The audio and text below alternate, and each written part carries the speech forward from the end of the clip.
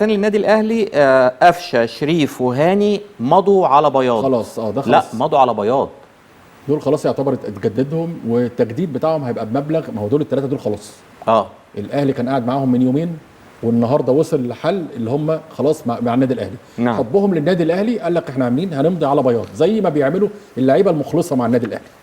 بيمضي على بياض. والاداره على فكره بقى، اداره النادي الاهلي الاداره الرشيده الناس المحترمه، لما انت بتمضي على بياض انت لو هتاخد 4 قروش انا هديك 5 قروش.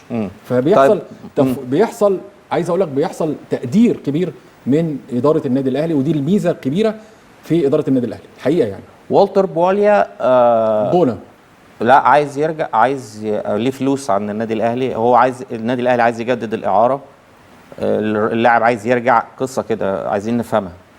والتر بواليا ليه فلوس عند النادي الاهلي فعلا، ده حقيقي، لكن هو كان اتفاق مع بواليا اللي هو هيرجع الجونه، وهو ليه مستحقات عند النادي الاهلي مش كبيره يعني، حاجه يعني مش هقول لك مثلا 200,000 دولار يعني بالنسبه للاحتراف، الكلام ده مش كتير يعني، كلام ممكن يتلم. يتلم بالظبط. فهم قالوا له احنا يعني هندخل الفلوس دي زي ما بنقول كده مقصه يعني ما بين الاهلي والجونه، بحيث اللي هو ما يحصلش، لان هو انا ما اعرفش بس اللعيبه بتسخن ليه على الاهلي او الزمالك او على الفلوس، بيهدد اللي هو يشتكي النادي الاهلي بس مش على لسانه هو، احد اللي هو الوكيل بتاعه. الوكيل ايوه الوكيل بيسافر عايز فلوس. الازمه في الوكيل. ايوه عايز فلوس، هو ماليش دعوه. انا لما بعمل حاجه ب 100 انت ب 100 فبعملها ب 200 انا باخد 10 او 20%.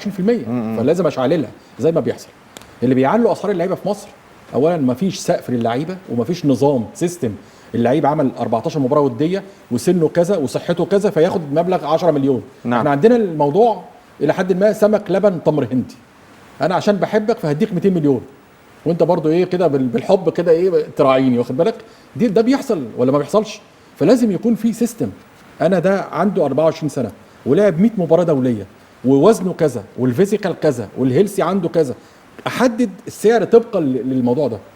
صح ولا غلط؟ مش في موقع اسمه ترانسفير ماركت بيحدد الاسعار؟ انا بقول في مصر. لا ده موقع عالمي، موقع عالمي. لا ما انت هتلاقي اللعيبه المصريين محطوطين في الترانسفير بس في ظلم لبعض اللعيبه. لا ده انا اسمع انه زيزو لاعب الزمالك 4 مليون تقريبا. لا في رقم 5 مليون 5 مليون دولار. كان 4.5 هو القيمه بتاعته. وصل ل 5 مليون دولار على ترانسفير ماركت. يعني ممكن يورو ولا دولار يا جماعه؟ يورو. لا هو بيشتغل 5 مليون يورو. فهل ده ظالم زيزو؟ هل الموقع ظالم زيزو؟